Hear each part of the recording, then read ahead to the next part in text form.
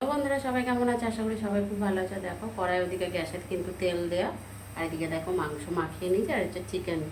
আজকে ছাল শুদ্ধ চিকেন বাজার থেকে কিনে নিয়ে এসছে, মানে ছালগুলো সমেত, শুধু পালকগুলো পরিষ্কার করে ছাল শুদ্ধ যে মাংসটা হয় না সেটা কিনে নিয়ে এসছে। এটা কিন্তু আমরা সবাই খুব খুব পছন্দ করি। ঠিক আছে, তো চলো কড়াইয়ের দিকে তেল দিয়ে মাংসটা রান্না বসিয়ে দেবো।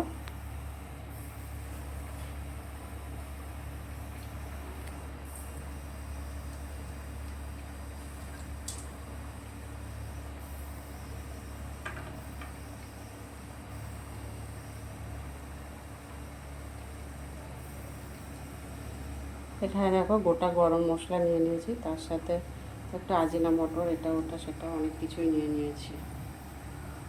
লবঙ্গ, দারচিনি, এখানে কি আছে দেখি, গোটা বড় এলাচ নিয়ে নিয়েছি, আজিনা মটর সব কিছু নিয়ে এখানে দেখো গোটা শুকনো লঙ্কাও নিয়ে নিয়েছি। এবারে ফোড়নে দেবো। গ্যাসটা একটু কম করে দিলাম, বুঝলে তো, নাহলে কিন্তু ফাটবে।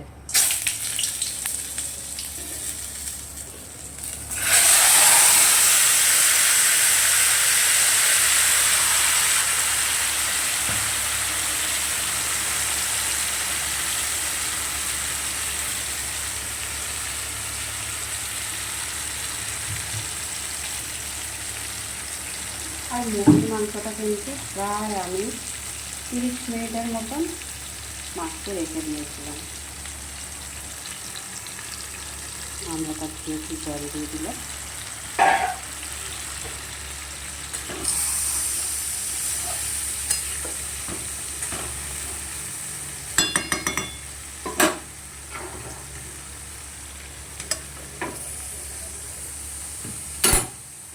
তো মাংসটা রান্না হোক, আর মোটামুটি 3-4 মিনিট পর আবারও ফিরে আসবো।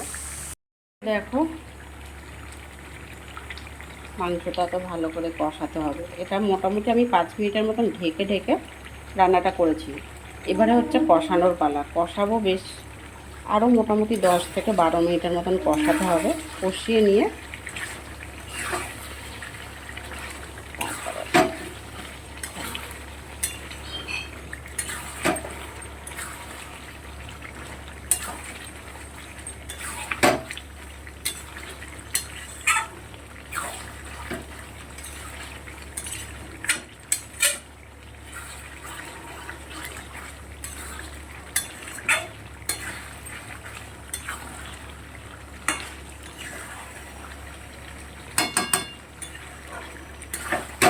আর মুরগির মাংস তোমার জানোই বন্ধুরা, এত বলতে লাগে না। মুরগির মাংস কিন্তু কষাতে কষাতেই সিদ্ধ হয়ে যায়। অনেক বাড়িতে আছে না, দেখেছি, আমারই চেনা জানা বাড়িতে আছে, মুরগির মাংস কষাতে কষাতে সেই মাংসটা তুলে নিয়ে কিন্তু অনেকে গরম গরম ভাতের সাথে সেই কষা মাংস দিয়ে খেতে খুব পছন্দ করে। আমারও ভালো লাগে, বাট আমি সময়ের অভাবে না ওটা করতে পারি না।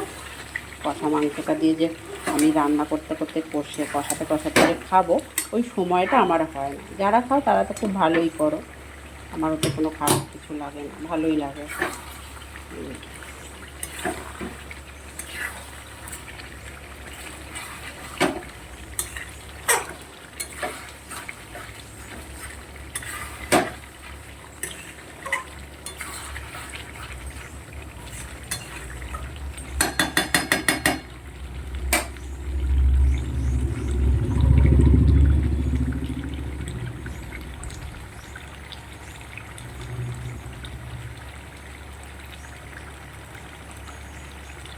আরও মোটামুটি মাংসটা 5 মিনিটের মতন কষাবো। বন্ধুরা দেখো প্রায় 5 মিনিট, 5 মিনিট 7 মিনিটের মতন করে নিয়েছে। আলুগুলো কিন্তু খুব ভালো করে সিদ্ধ হয়ে গেছে, মাংসও সিদ্ধ হয়ে গেছে। এবারে একটু ঝোল করব, জলটা দিয়ে দিচ্ছি।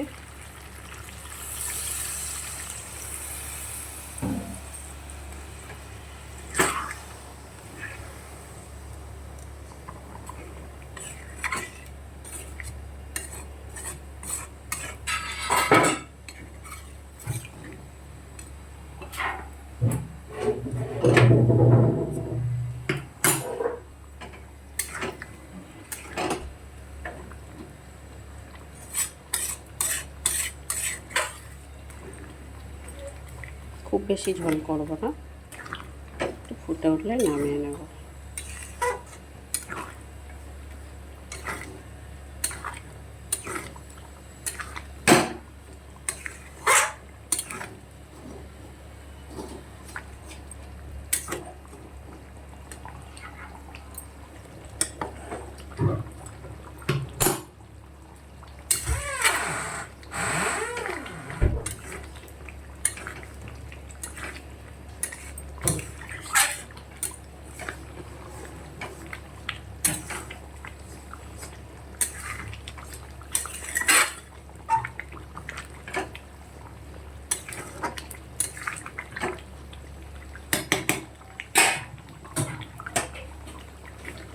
খালি কড়াটা বেঁকে বেঁকে যাচ্ছে।